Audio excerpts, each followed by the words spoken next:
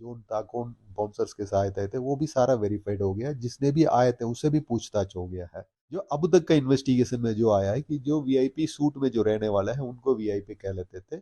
अभी हाल ही में उत्तराखंड पुलिस ने न्यायालय में अंकिता हत्याकांड के तीनों अभियुक्तों के खिलाफ नार्को टेस्ट के लिए एक अपील दायर की थी।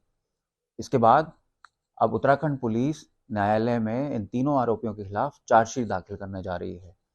क्या है इस चार्जशीट का पूरा ब्यौरा, इसके लिए हम बातचीत करते हैं उत्तराखंड पुलिस के ADG law and order doctor V Murugesan से।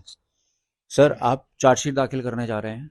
हाँ, हमने ड्यू डेट है जो 90 दिन, जिसका अभियुक्तों को अरेस्ट किए हैं उनसे 90 दिन का पूर्ण होने पहले हमें चार्जशीट करना होता है। तो वो ड्यू डेट के पहले हम चार्जशीट फाइल करेंगे, हमारा पूरा तैयारी चल रही है। तो चार्जशीट में क्या क्या धाराएं हैं जिसमें इनको बुक किया गया है, किस तरीके से केस चलेगा? तो प्राइमरी तौर पे हमारा चार्जशीट का जो प्राइमरी जो अफेंसेस है जो 302 read with 120 B and 201 IPC धारा है, इनके अतिरिक्त और भी धाराएं हैं।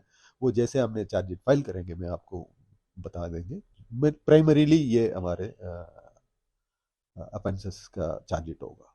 बीच में एसआईटी की तरफ से बयान आया था कि ह्यूमन ट्रैफिकिंग और प्रोस्टिट्यूशन को एंगल को भी खंगाला जा रहा है और धाराएं लग सकती हैं। हाँ, वो सर वो जो इमोरल ट्रैफिकिंग एक्ट के धारा में भी जोड़ा हुआ है।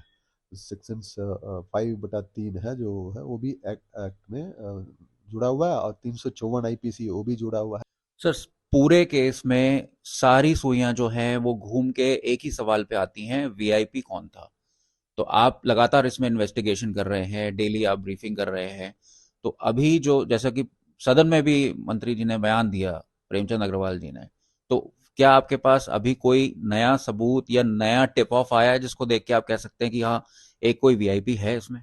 देखिए, जो जैसे मैंने पहले भी बताया था, जो रिसॉर्ट के सभी विटनेसेस है, जो भी एम्प्लॉयज है और जो आने जाने सभी से हमने पूछताछ हो गया है, उनकी डिजिटल एविडेंसेस भी कंगाल ली गई है।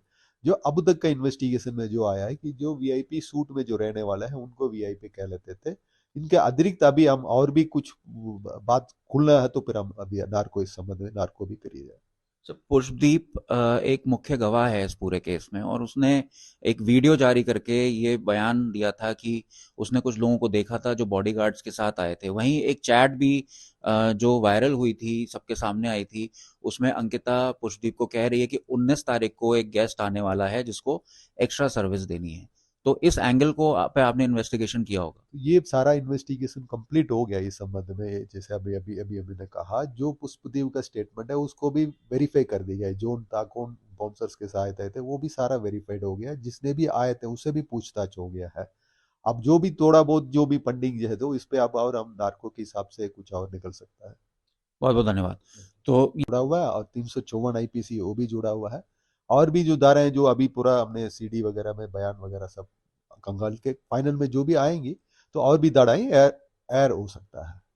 सर, उत्तराखंड पुलिस ने अभी नार्को के लिए न्यायालय में अपील दायर की है, और जो अभियुक्त हैं उनमें से दो राजी हो गए हैं, एक राजी नहीं हुआ है। तो पुलिस के पास एक आगे क्या ऑप्शन रहता है? एक राजी नहीं होने के नहीं, उन्होंने एक अभियुक्त ने 10 दिन टाइम मांगे थे सोचने के लिए। कोर्ट ने उसी के चलते 10 दिन टाइम देके 22 तारीख को फिक्स की हुई है। अब जो उसके बाद कोर्ट ने जो ऑर्डर करेगा उस हिसाब से हमारा कार्रवाई आगे होगा। तो अगर 10 दिन के बाद भी वो तैयार नहीं होते हैं तो पुलिस के पास क्या ऑप्शन रहता है? तो पुलिस के पास तो कोई ऑप्शन है ही नहीं। कोर्ट ने फिर उनको पूछेगा, उन्होंने भाई ऑप्शन दे नहीं रहा तो फिर हम मना है, इन्हें केस मना होगा तो फिर हम नहीं कर पाएंगे। Basically it all depends on the court का ऑर्डर जैसा होगा उस हिसाब से आगे कार्रवाई होगी। अभी हमने हाल ही में देखा था दिल्ली में किरण नेगी के केस में सुप्रीम कोर्ट ने तीनों जो आरोपी थे बरी कर दिए थे। कोर्ट जो है हमेशा एविडेंसेस और गवाहों के बयानात पे फैसला लेता है। तो आप इस केस को किस तरीके से देख रहे हैं? क्या ये आपकी तरफ से स्ट्रांग एक सबूतों का एक पूरा ब्यौरा रखा जाएगा? हमारे पास जो अभी तक का सबूत हमने इकट्ठे किए हैं वो बहुत ही जबरदस्त केस है। वो बिल्कुल कन्विक्शन होगी हमारे तरफ से, इस पे कोई कसर नहीं छोड़ी है। अब कई बार ऐसा होता है ना, कोर्ट की अप्रिसिएशन जो होता है, बट हमारे पूरा विश्वास है कि ये केस हमारे बहुत पक्के मजबूत केस है। 302 read with 201 IPC 120 B IPC. बहुत बहुत धन्यवाद। तो ये थे हमारे साथ उत्तराखंड पुलिस के ADG law and order doctor V Murugesan, जिन्होंने बताया कि जांच अभी जारी है और जो बाकी चीज़ें हैं वो नार्को टेस्ट के बाद सामने आएंगी। कैमरा पर्सन अनिल भटोनी के साथ अंकित शर्मा, देहरादून, आज तक।